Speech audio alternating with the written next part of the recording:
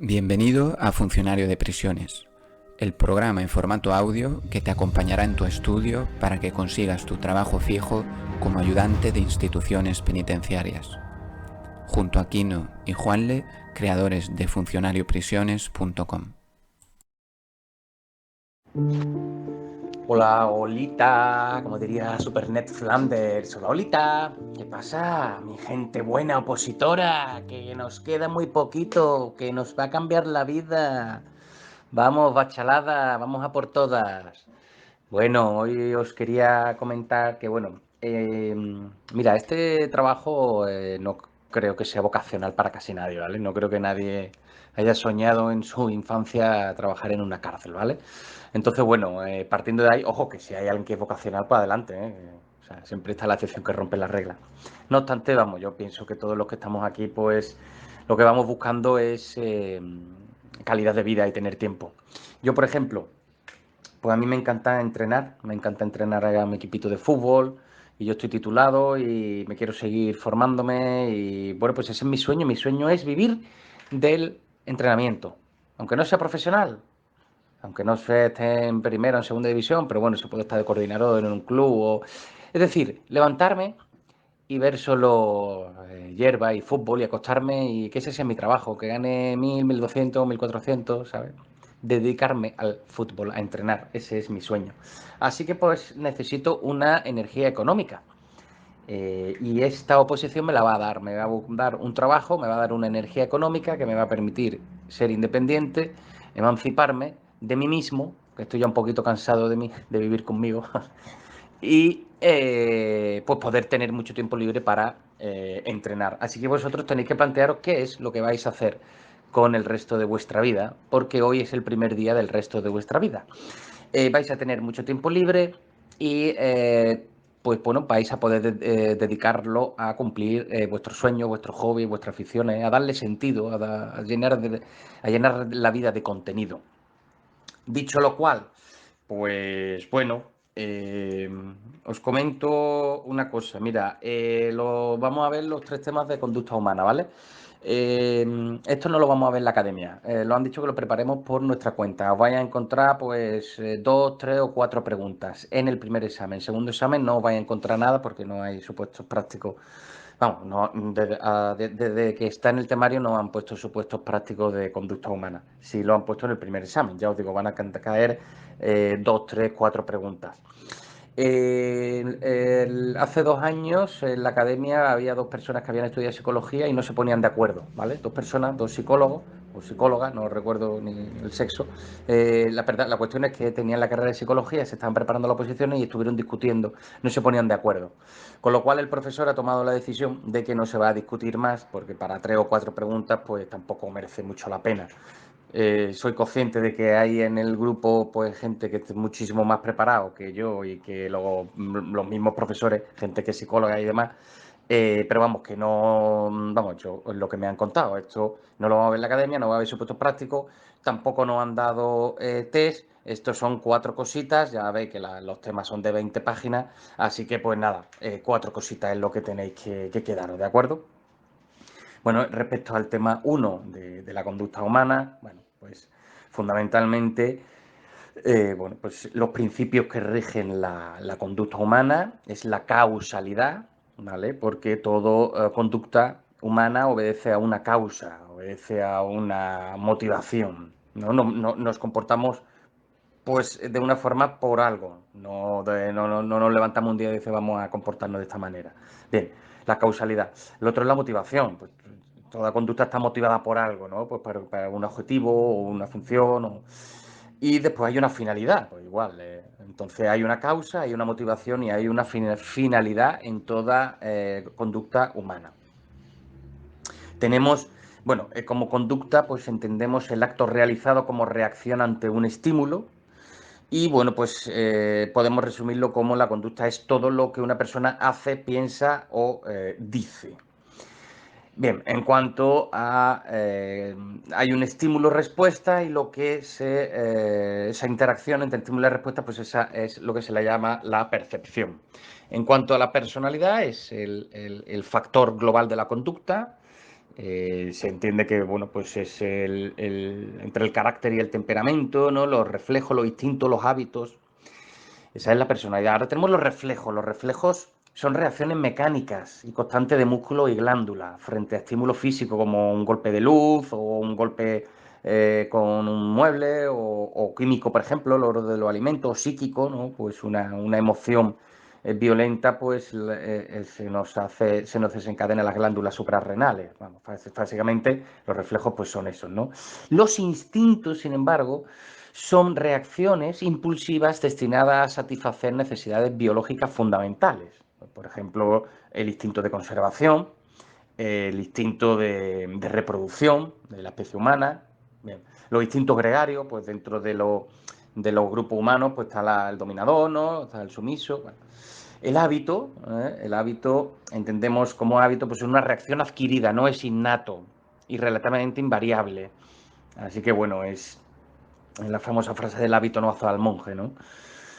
Pero bueno, fundamentalmente el hábito pues tiene en común con los reflejos y los instintos que también tiende a mecanizar la conducta, ¿no? Es lo que nos ayuda a entender el hábito.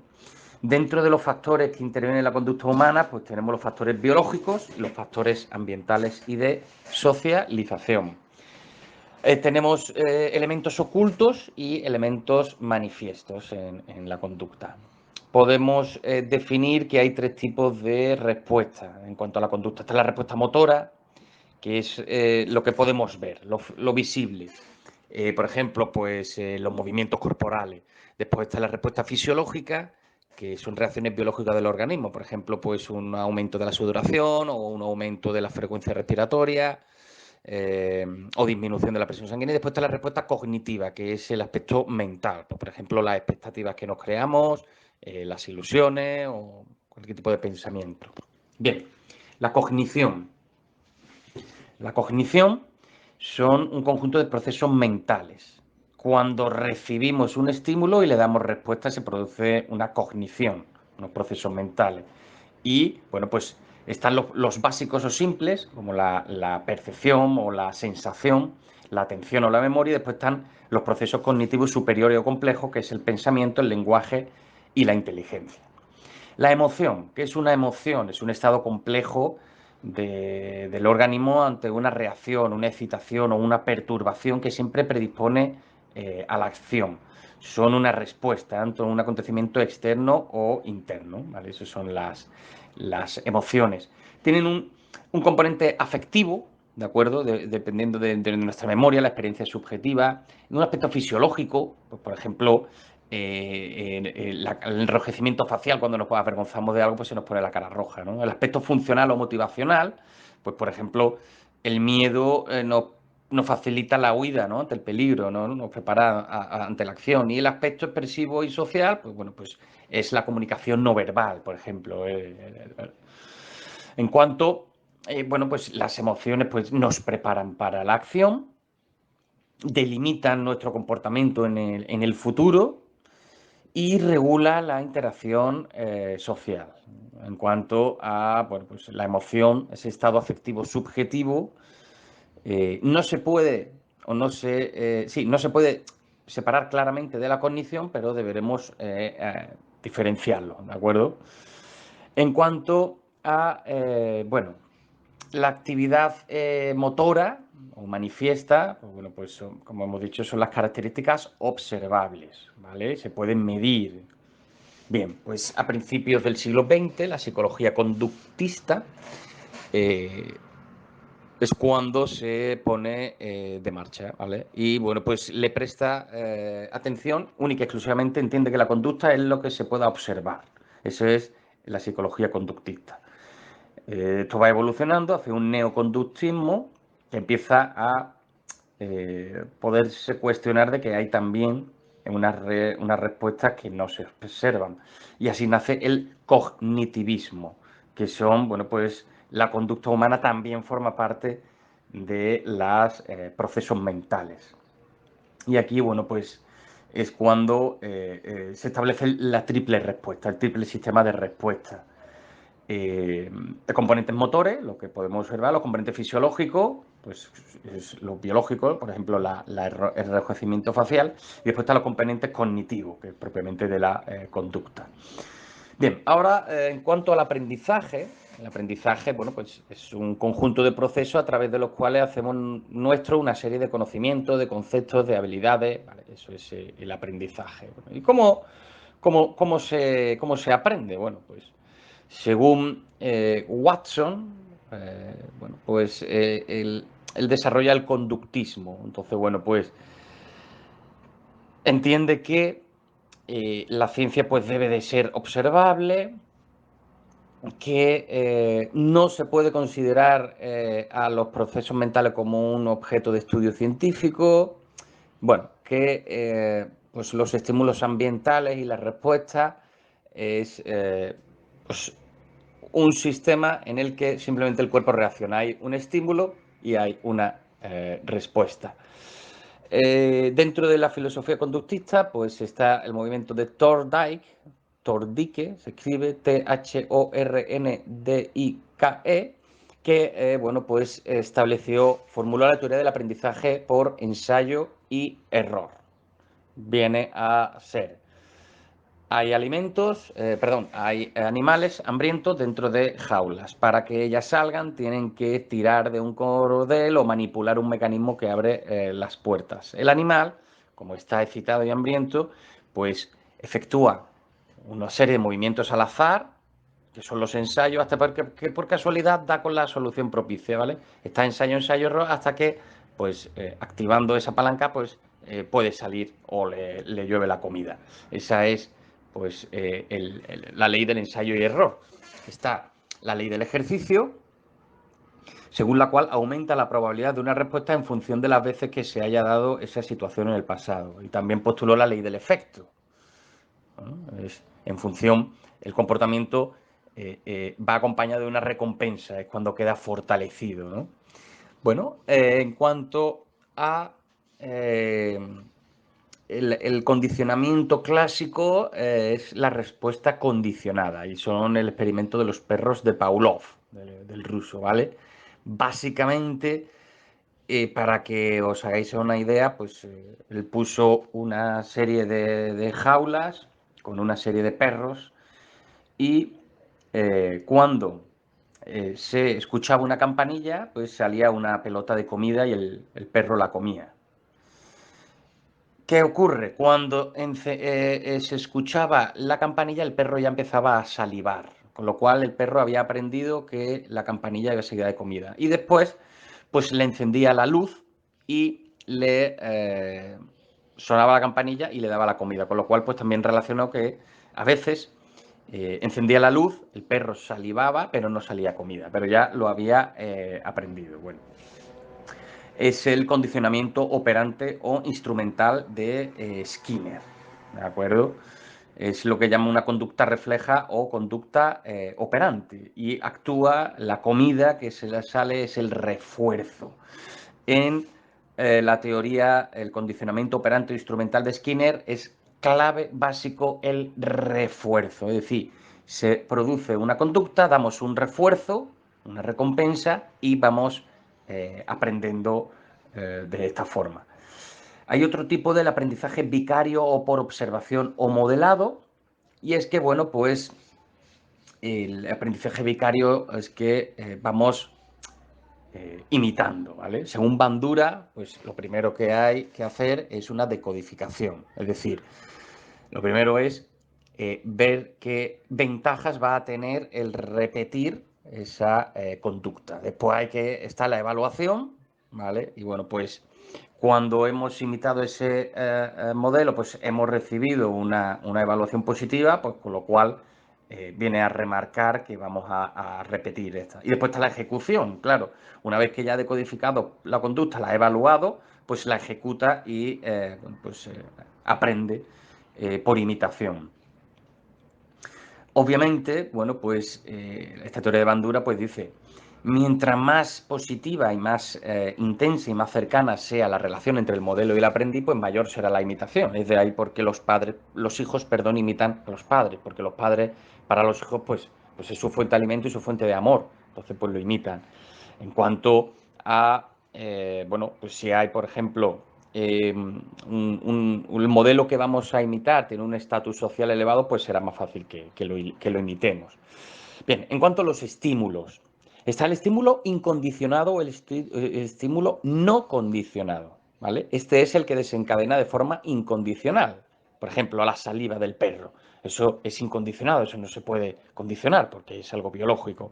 Pero lo que sí se puede condicionar es el estímulo, como es, que hemos dicho, se enciende la luz y sale la comida, con lo cual el perro, en cuanto se enciende la luz, ya está salivando. Es el estímulo condicionado. El estímulo reforzador, pues es la comida, en este caso se le da. El estímulo discriminativo es el estímulo en cuya presencia una respuesta particular será reforzada. ¿Por qué? Por ejemplo, pues cuando vas a 140 por la autovía y ves a la Guardia Civil, pues inmediatamente bajas a 120. Con lo cual, la Guardia Civil sería un estímulo discriminativo. Y después hay un estímulo delta, que es un estímulo neutro, que su presencia no va a ser ni reforzada ni castigada. ¿De acuerdo? Pues, por ejemplo, si vas a 140 y ves una valla publicitaria en la carretera, pues es un estímulo delta, porque no te va a hacer ni acelerar ni frenar. Ahora, si ves la Guardia Civil, pues sí es un estímulo discriminativo. En cuanto a la respuesta es cómo reaccionamos ante un estímulo.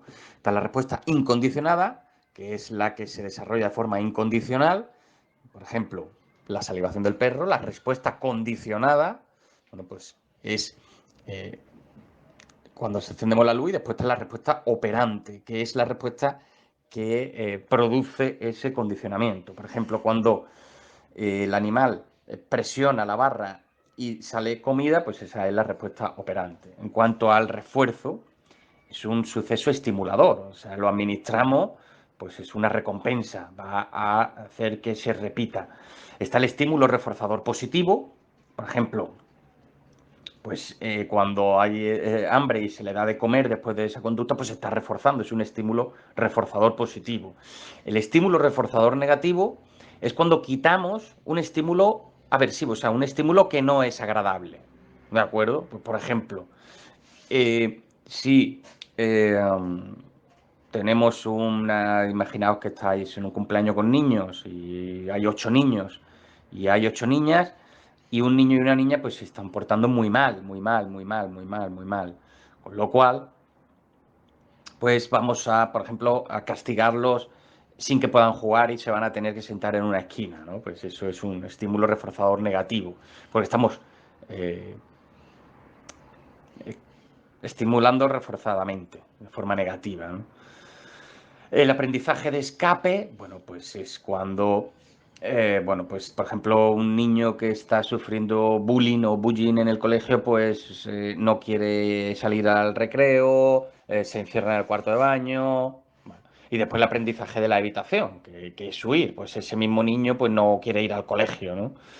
Así que bueno, en función del lugar de donde procede su valor reforzante, pues puede ser extrínseco o puede ser intrínseco, ¿vale? Extrínseco porque viene de fuera, del ambiente. Intrínseco es que, bueno, por ejemplo, el sentimiento de orgullo, ¿no? Y satisfacción. En función de su naturaleza, pues el estímulo puede ser material, ¿vale? Puede ser, en fin, algo que puede ser cuantificado, ¿no?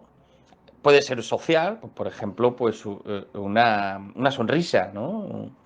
De aprobación y después de actividad también. Bueno, pues el valor reforzante de esa conducta que es algo agradable para el sujeto. Importante.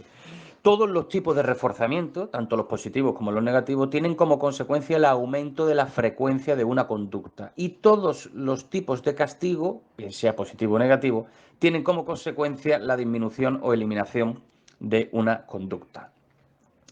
Bien, los programas de reforzamiento. Tenemos un programa continuo y es que el reforzador siempre sigue a la conducta objetivo, es decir, se cumple la conducta y siempre se está reforzando. Y el programa intermitente es que no siempre se refuerza después de que se produce la conducta deseada.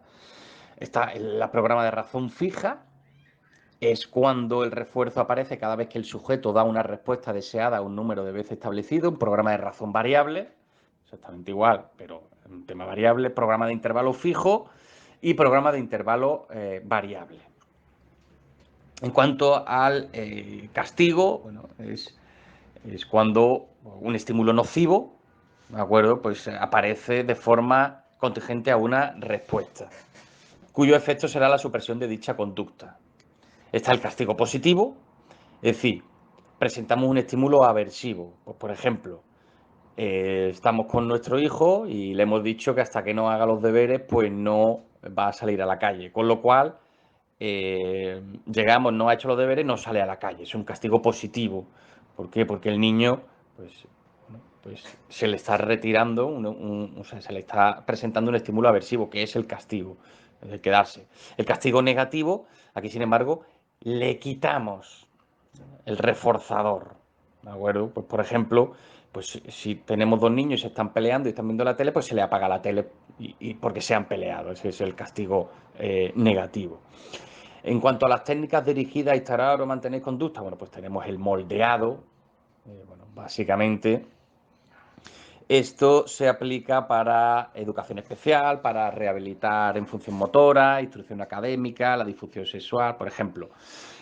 Una profesora pues tiene un grupo de alumnos que es muy problemático, entonces pues le manda trabajos a todos los grupos y tienen que conseguir 20 puntos. Sin embargo, a este grupo, que es el más complicado, pues le permite ir consiguiendo los puntos semana a semana, ¿no? Le va poniendo pequeñas metas. El encadenamiento, pues va conectando entre sí conductas sencillas para que, bueno, pues vaya encadenándola.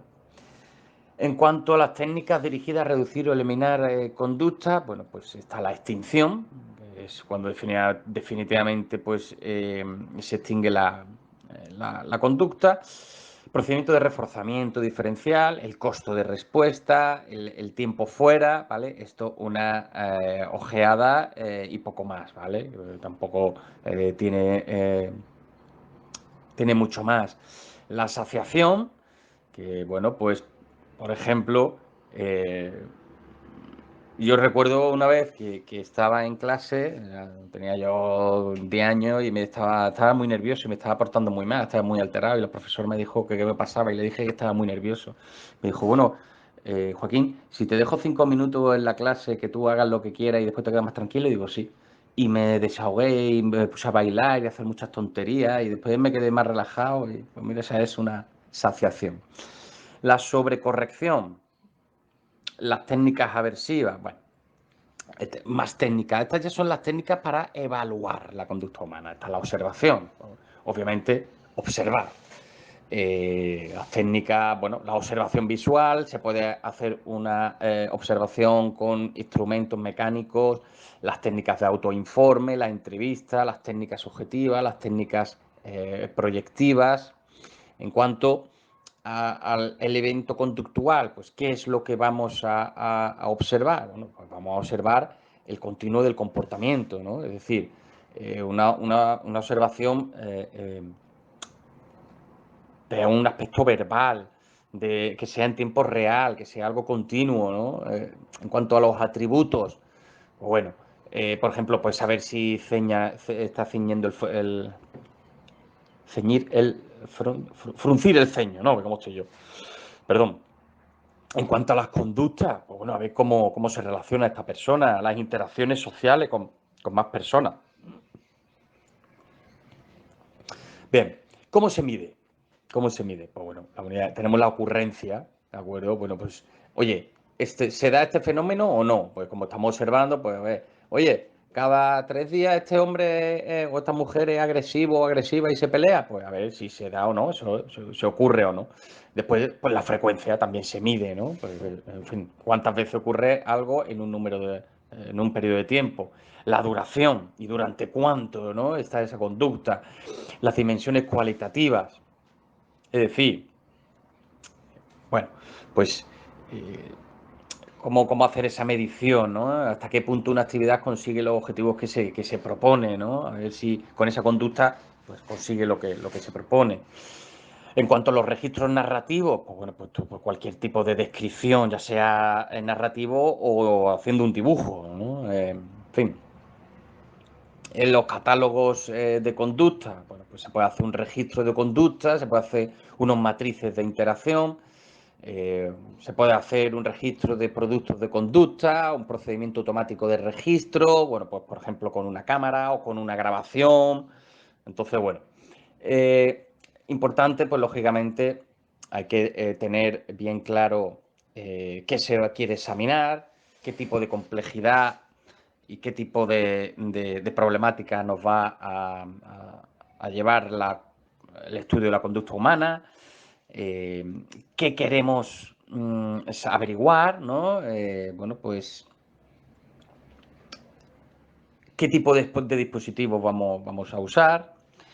Entonces, bueno, pues durante estos muestreos de la observación, pues tenemos, en fin, durante cuánto tiempo, en qué momentos vamos a observar, qué vamos a observar, si vamos a observar a un sujeto o a varios, o un grupo social, ¿no? Bueno, pues la observación natural es en su medio natural, obviamente, y bueno, también se puede hacer en el laboratorio, y eso ya pues sería artificial, ¿de acuerdo? En cuanto a, bueno, suele haber errores en la observación de la conducta. El sujeto observado, bueno, pues si el sujeto sabe que está siendo observado, pues es posible que modifique su conducta, con lo cual ahí tenemos un inconveniente. Procedente del observador, bueno, pues el observador, a ver, a lo mejor no está entrenado previamente, ¿no? O a lo mejor ha pasado una mala noche y después, pues, un error también puede proceder del sistema de observación. En cuanto a estos métodos, pues tenemos la autoobservación y es, bueno, pues cómo el sujeto modifica su conducta, ¿no? La reactividad. Y bueno, pues el autorregistro, pues, bueno, pues esta persona, pues mediante esta técnica semiestructurada, pues se va haciendo, barajando situaciones naturales. ¿Cómo? Pues técnica de lápiz y papel. Pues ahí va escribiendo él, pues a lo mejor su diario, o lo que siente, o si está depresivo. Después están los contadores de respuesta también, los dispositivos de tiempo, los dispositivos electrónicos. En cuanto a los autoinformes, pues bueno, pues el autoinforme es un mensaje verbal que un sujeto emite sobre cualquier tipo de manifestación propia, ¿de acuerdo? Igual, pues tenemos las conductas motoras, por ejemplo, cuántos cigarrillos se ha fumado en un día, después tenemos la respuesta fisiológica, pues si ha tenido taquicardia, o si ha tenido ansiedad, y después las cogniciones, pues, por ejemplo, si ha tenido ideas de suicidio, ¿de acuerdo? Eso es fundamentalmente, pues, los autoinformes lo que tienen que registrar, ¿no? Ya os digo, puede ser conducta motora, puede ser respuesta fisiológica, pueden ser pensamientos o pueden ser emociones. En cuanto a, bueno, pues los las condiciones del autoinforme, bueno, pues por ejemplo el tiempo, si es pasado, si es sobre un autoinforme sobre el pasado, pues se llamarán retrospectivos. Si es sobre cosas del presente, se llamará concurrente, y futuro, pues del futuro, ¿no? En cuanto, bueno, pues están los autoinformes realizados en el laboratorio de forma artificial, como os he dicho, o en situación natural. Las preguntas pues tienen que ir también, lógicamente, estructuradas o semiestructuradas y que sea pues de sí o no. En cuanto, bueno, pues ya os digo, puede ser, se llama, cuando es la respuesta de sí o no, se llama dicotómica, y cuando es una respuesta más abierta, pues bueno, pues la diferencia que tenemos que ver aquí. En cuanto a la entrevista, bueno, pues la entrevista depende mucho del arte del entrevistador, ¿no? Entonces, bueno, pues además tiene que el que entrevista, pues tiene que estar atento también a los lenguaje espontáneo, ¿no? Lo que tarda en responder, al lenguaje corporal también. Bueno, los cuestionarios, los inventarios, las escalas, pues también nos sirven, los autorregistros, técnicas de pensamiento en voz alta, bueno, pues son técnicas, conductas cognitivas, ¿no? Para ver, pues, cómo esas personas reaccionan en voz alta hacia cierto estímulo. Se puede hacer un monólogo continuo, en el que la persona pues no para de hablar, son una muestra de pensamiento, ¿vale? O un registro de eventos y que nos cuente directamente pues lo que va pasando. En cuanto a, bueno, los registros psicofisiológicos, bueno, esto tenemos aquí el polígrafo famoso, ¿no? No sé si os acordáis de La Máquina de la Verdad, el programa este que emitía Telecirco, y tenía allí, en fin, creo que lo presentaba Julián Lagos, sí, no sé, en una de esas cutrerías que se inventa el señor Berlusconi con el grupo Mediaset. O hay quien dice mierda set, pero bueno, no vamos El polígrafo este, pues lo que mide es la respuesta del sistema somático. ¿Qué es el sistema somático? Pues está la respuesta electromiográfica, que es lo que mide la contracción de los músculos, los movimientos oculares y la respiración. Eso es el sistema somático. Y después está el sistema nervioso autónomo, que bueno, pues tiene la actividad cardiovascular, la temperatura corporal, la excitación sexual, la respuesta electrodérmica, que es el sudor, y la respuesta pupilográfica, que es las pupilas, ¿no? Y el sistema nervioso central, pues bueno, pues responde con unas respuesta electroencefalográfica, que es que te ponen los electrodos en la cabeza. Después están las respuestas evocadas, que son respuestas ante estímulos sensoriales procedentes de cualquier modalidad de corta duración.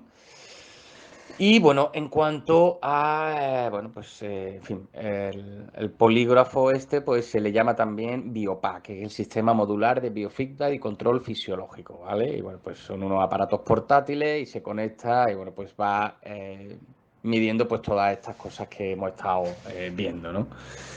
En cuanto a pues la validez de las técnicas, pues está la validez de criterio, obviamente que hemos cogido un criterio apropiado, la validez de contenido, pues si hemos recogido muestras de personas, de momentos, de conductas que representan correctamente, la validez del constructo, que es el instrumento de medición, y la validez aparente. Con lo cual, bueno, pues básicamente va todo en un informe, en la fase final del proceso de evaluación, pues va con un informe donde está integrado pues los resultados, ¿no? Los resultados objetivos, lo que se ha conseguido, si se ha satisfecho la demanda del sujeto y una serie de recomendaciones. Así que bueno, pues nos acabamos de ventilar el tema 1, compañeros. Saludo.